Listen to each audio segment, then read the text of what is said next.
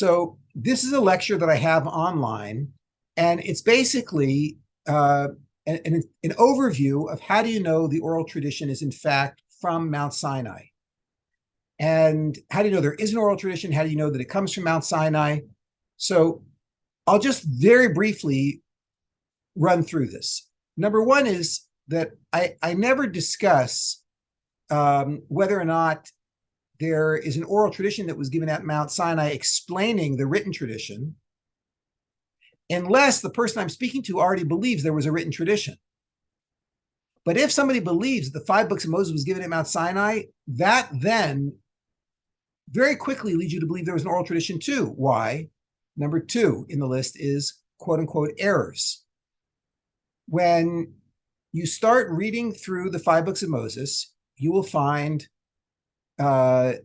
anomalous spelling, anomalous grammar. You'll find words which are used and nowhere defined. You'll find contradictory verses. Like one verse will say that you should keep Passover for 6 days, and another verse says you should keep Passover for 7 days. Now, if God wrote this, then these are not mistakes. These are all hints to an oral tradition, which, if you knew the oral tradition, the quote-unquote mistake goes away. I'll give you one example. The first word of the Torah is misconjugated. The first word of the Torah, which in English it appears as in the beginning, but in Hebrew it says Bereshit. Bereshit is the construct form. The letter Tav on the end of the, I should have written this out for you, but the letter Tav on the end of the word Bereshit is construct, meaning it means in the beginning of. If you want to write in the beginning in Hebrew, you would say Berishonah with a hey. Berishonah bara Hashem et hashamayim v'et haaretz. In the beginning, God created heaven and earth. Bereshit literally means in the beginning of, God created heaven and earth. So it looks like it's misconjugated. Okay, but it's hinting towards an oral tradition. If you know the oral tradition, then there's no mistake here at all. The oral tradition is that God created the entire universe with the Torah. The Torah was this tool that he used to craft the physical world. The word Reshit appears as a proper noun referring to the Torah several times in the Bible. So if you know the oral tradition, then you can read the verse literally. Bereshit, with something called Reshit, which is the Torah, God created heaven and earth. So this is all very technical, but what I'm pointing out is that the thousands of apparent errors in the Torah text can't be errors if God wrote the Torah.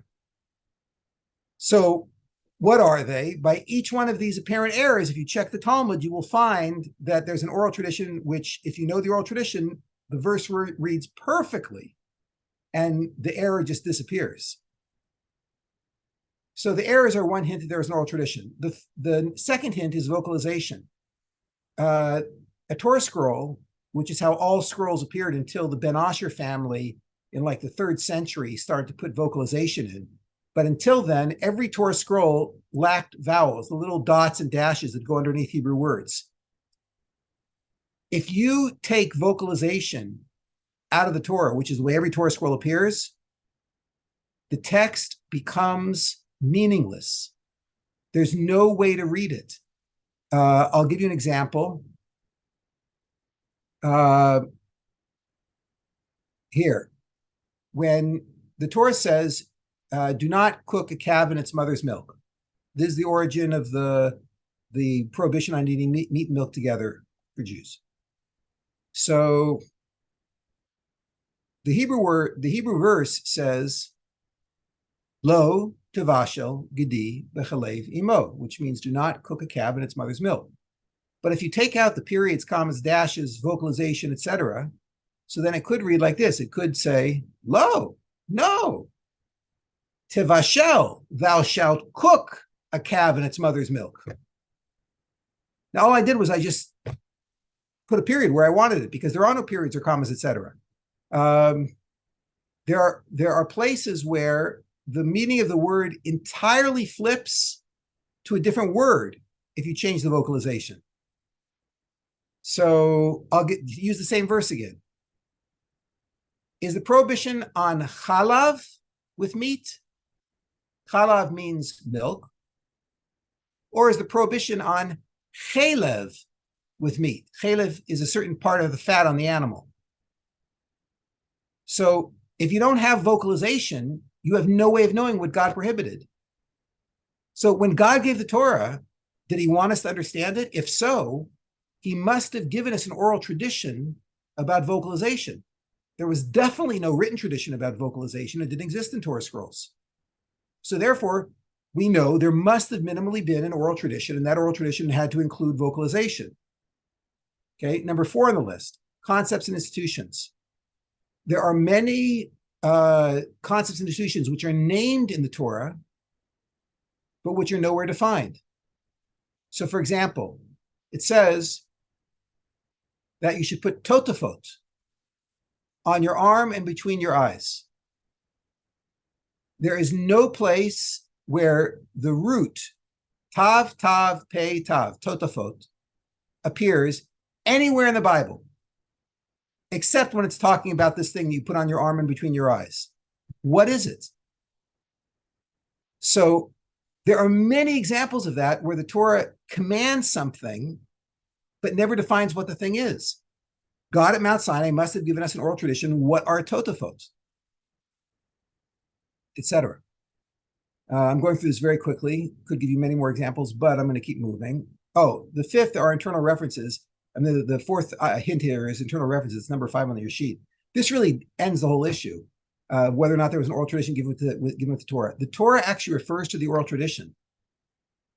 So, for example, the Torah says, when you wish to eat meat, you should slaughter the animal as I have taught you. The word in Hebrew is kamosh tzivisicha. Almost every time in the 5 books of Moses that you find the language, kamosh tzivisicha, as I commanded you, there is no explanation given in the Torah.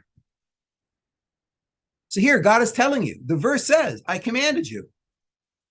And yet, nowhere in the verses does it tell us what he commanded us. So obviously, there was something that was passed along orally. Okay, the rest of the lecture, the candidates who could be carrying the oral tradition, corruption, how do we know the oral tradition was never corrupted, contents and function, what is included in the oral tradition, and what is its function, and why did God insist there would always be an oral tradition? That is covered in more detail in the lecture, which is online, so I won't waste your time with that now. Fine. This wraps up the answer to your first question. Your first question is, how do we know that the Noahide laws are in fact from God? And the answer is, we don't know from Adam. That's not how we know. And we don't know from Noah. We know because God told us at Mount Sinai, and there were 3 million people present at the time. Exact same way that we know about all the rest of the Torah. And we see that there must have been an oral tradition, and we see that this is part of the oral tradition as is spelled out in the Talmud and Sanhedrin.